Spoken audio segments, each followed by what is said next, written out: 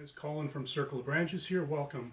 So today I'm going to be reviewing 5 knives. Some of them similar, some of them quite a bit different from one another. I'm not going to get overly technical on metal composition and things like that, but I'm going to tell you a bit about them, tell you my impression of them, and overall what I think about how they look, how they function, and the value of them. Okay, so here we go.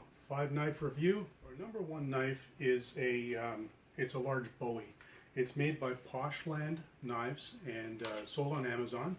I'll get you a bit of a look here, and it's a big knife. So this is again Bowie style. It is a welded Damascus, and I'm purposely doing Damascus steel. The overall length of this, the blade is 10¼ inches, and the overall length from the pommel to the tip is 15.25 inches. So it's a very large knife. So you can see it in my hand how large this thing is. You have the extra spacing here. So it's a Marandi wood and a bone handle, and it has the full tang. So let's just see what other things I can tell you about it. This goes for $69 on Amazon. So very inexpensive, very nice looking knife. But let's get into just some of the specs. So it is 762 grams. So without converting, it's over a pound. It's fairly heavy. Poshland Knives is their website. They're out of the UK, but their knives are made in Pakistan. So it's interesting that you have to actually dig a little bit to find out where their knives are made. They don't advertise it on their website. And my concern as a collector of blades is quality control. What sort of quality control do they use for the metal composition for the Damascus steel? So this came oiled in what I believe is coconut oil, and by the smell, and it has oxidized in a variety of places, and it takes a bit of maintenance to keep it looking fairly decent. So that tells me there might be some mild steel components. The metal composition isn't maybe what I would like it to be. The sheath on this is a nice heavy chunky sheath. You've got 3-way clasps. It inserts and then locks in and dangles like a short sword. So let's just see what else I can tell you about this. It's quite sharp. When it came out of the package, it was very, very sharp. It sharpens up really well. I haven't used it enough to see how well it actually holds an edge through continuous use. I have done some feathering, and it's sharp. It will cut very well. But again, I'm not fully aware yet of how well it will hold that in the field. This is not a knife I would carry into the field. It is a very large blade and not something I would want to carry out with me. So what could I tell you about my personal opinion on it? It's a 4.1 rating on Amazon, and for the price of $69 Canadian, it's a nice looking knife. You can see better there. And the sheath is quite nice. So it's a nice knife if you're a knife collector. You want to have something big, chunky. The handle is very nice. And for that price, it's kind of hard to go wrong. Free shipping too. So on a knife this big to get free shipping and $69. But not something I would go into the woods with and rely on, okay? So now we're going to move on to number 2.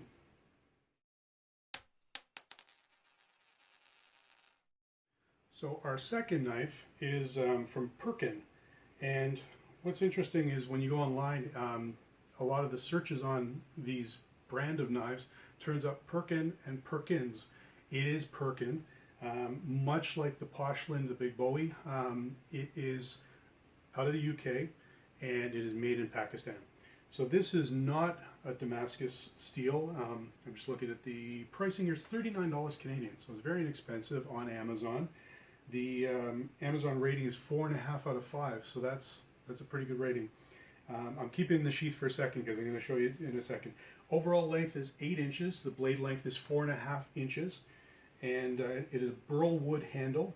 The handle's 3.5 inches, and it is this one has some details on it. It's an 01 carbon steel. Anytime I see something that says carbon, that's a good thing for me. With my swords, if it's a carbon steel blade, generally, depending on the type of carbon, I have better results than if it doesn't tell me what it is. And the shipping weight on it is 318 grams shipped. And this is one of the inexpensive, cheap Amazon knives that I own that I actually quite like. This is a nice blade, nice drop, nice finger guard here. Sort of a traditional Bushcraft blade. The drop on the back handle fits into the hand very nice, very comfortable. It's a good size. It's not too big. It's not too small. It's very sharp. It holds a edge very, very well.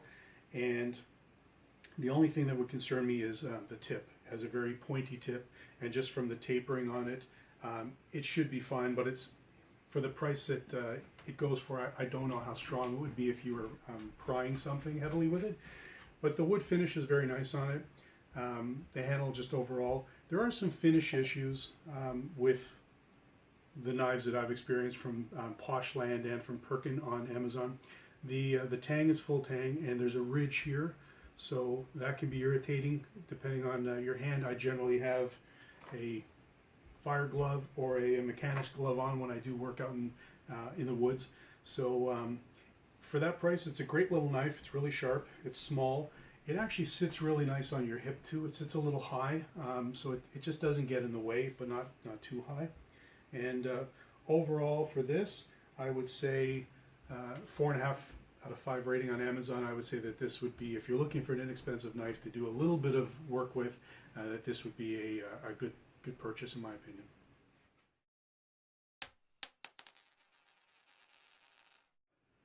Our number 3 knife. This is also a Perkin, same as the one that I just showed you.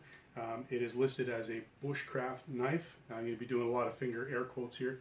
This is a Damascus steel Bushcraft knife. It's $59. It is apparently genuine Damascus steel, which I question on the quality control. It's a pattern welded Damascus, or pattern welded steel. It is walnut wood handle and the sheath, 349 grams. Let's tell you what I think of this. So when I got this, the handle was gorgeous. It's hard to see here, but it has oxidized. The knife overall oxidized for no reason. It wasn't in a wet room. It wasn't in a wet environment. The blade will not hold an edge. If I sharpen this, it's very, very sharp. I use it for anything, and while I'm using it over literally a 10-minute period, I can feel the edge skipping. So I really question the quality of the metal, quality of the blade.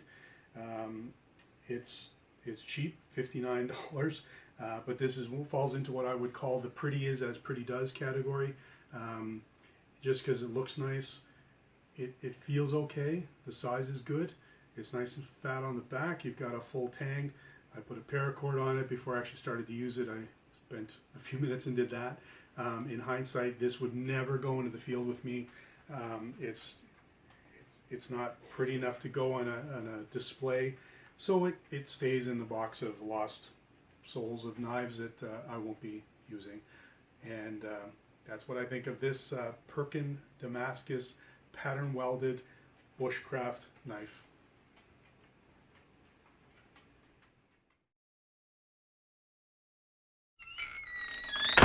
Now we have knife number 4, and this is a Ruger 2-stage Tanto Columbia River knife and tool, so CRKT.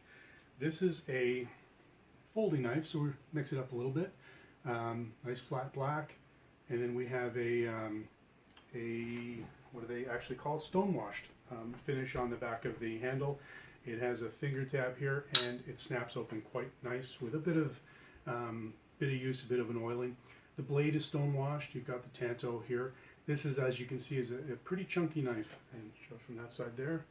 So, I'll tell you a little bit about it. It's made in the U.S., and what I like about that is U.S., Canada, knives made in the U.K. Quality control. I have some experience in quality control, and they tend to list things of what it is. The specs are fairly transparent. They'll tell you about it, what the metal is, the construction of it, all the features of it, and just looking at the, actually don't have the price here. I think this was about $60 on Amazon. The review of it is 4.5 out of 5, so it's a very good rating.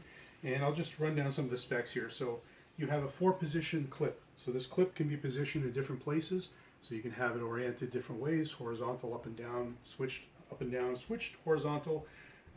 It gives you the steel rating, which I won't get into, but they give you that. The blade thickness is 0.2 of an inch. And I know I'm mixing up my metrics and imperials here. We have the closed length is 5.5, 5.46 inches closed, and then we have overall length is 9.4. So it's a good sized knife. The weight is 8.1 ounces or 229 and change grams, and it's hard anodized aluminum and stainless steel. So the style is has a folding lock on it. Just a little note, this is designed by Robert Carter in Hillister, Texas. So again, depth of information on knives that are more domestic in my part of the world.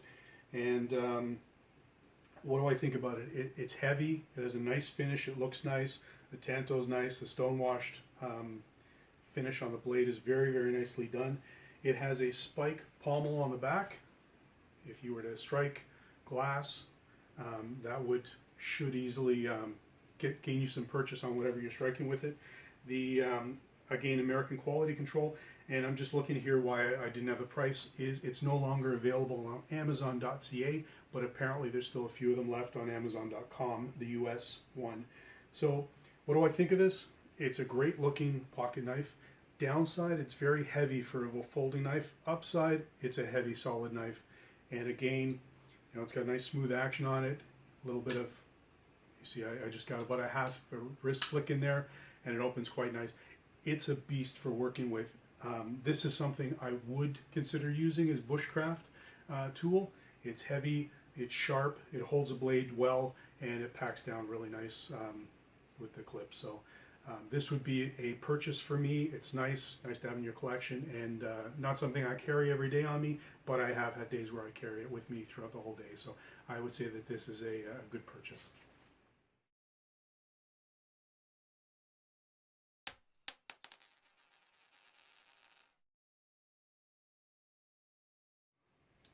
Knife number 5, pause for dramatic effect here. This is the last knife I'm going to be reviewing. And despite my hat, I have no affiliation with Gerber. Gerber Knives down in Portland, Oregon. I'm a big fan of a lot of what Gerber does, and I also recognize realistically they make a lot of commodity product that is inexpensive, cheap, and not up to par with some of the heavier things that they make. Like a lot of companies, there's sort of the economy line, and then there's the more serious line. Gerber, for anybody watching this that isn't American, I'm not American, but I am aware of this, they have a contract for automatic knives for servicemen, and they've had this contract for a long time. So I'm just looking at the a bit of a history here. So Gerber's been around since 1966, and as I said, they make knives for the military. So this is the Gerber Strong Arm. This is available in there was a gray silver edition, special edition, I believe. There's the black edition, Coyote Brown, which is the one I'm going to be showing you today, and then the this version here is also available in a partially serrated with a regular blade, and this is the non-serrated one. Not a fan of serrated knives. I have a little pocket knife that I really like. It's great for just sawing through stuff, but when it comes to something a little heavier, I don't personally like trying to sharpen serrated knives. I like a blade that I can effectively get very sharp. So this goes for $98 Canadian, $70 US, and that's on the Gerber website. It is $96.01 on Amazon, and the overall rating on Amazon is 4.5 out of 5. So it's well reviewed. There was a lot of reviews on it. So let's take a look at this. So beautiful Coyote Brown rubberized grip. Full tang, obviously, as it should be. a flat black metal blade, very thick on the spine, if you can see that. It's great for batoning. This has received a lot of use in my travels. It has a spiked pommel on the back. It's great for breaking things, puncturing, putting dents in things. I'm a sword guy, as you can see from behind here. And one thing I really like that people forget sometimes on knives is the handle. This is a part that interacts with your body, and it should be comfortable, it should be functional. It has a taper here. It fits into your hand beautifully. It fits great. The thumb fits great here. You can have your thumb on the side here for doing different things, on the indent, if you can see that there. And it just feels really good. It's proportionate, it's balanced nice, super strong through here. It's got a wedge here too, so that wedge would really strengthen the tip of the blade if you were doing any poking with the tip. So a little bit of specs. It is a glass-filled nylon with rubber overmold. That's the handle. And the blade length is 4.8 inches. The overall length is 9.8. That's a sweet spot for me, somewhere in that range. Not too big, not too small. And the weight is 7.9 ounces. So, hard surfaces, a pommel.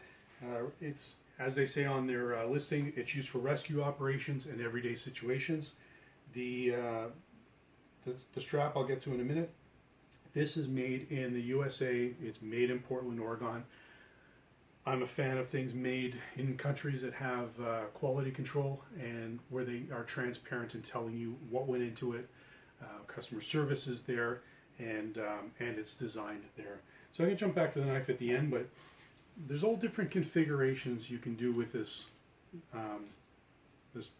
sheath. I don't have the adapter piece. It has an adapter piece on it that you can mount it sidewards. You can mount it sideways on your belt. So you can have a draw here, draw on the back. I've chosen to do kind of a Bushcraft dangler. So I have it here and it dangles down out of the way. Works really, really well. The sheath is tough. It's plastic, but it's tough.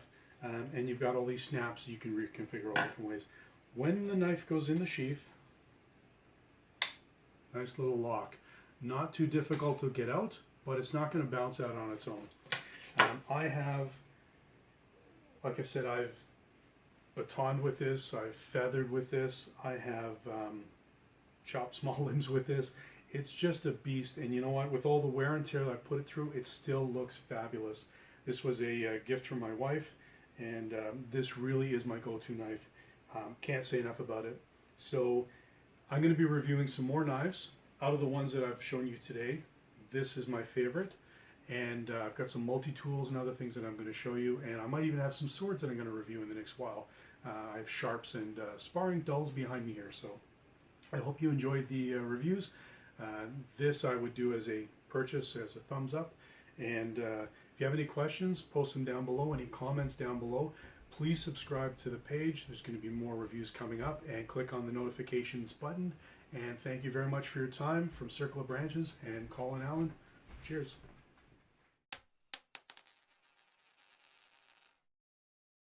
Thank you again for watching my 5-knife review. Please stay tuned to the channel for upcoming multi-tool reviews, hand axes, maybe some swords, and always more knives, and more bushcraft videos. So thank you very much for checking in. Stay safe, stay sharp, and look forward to seeing you again. Cheers, guys.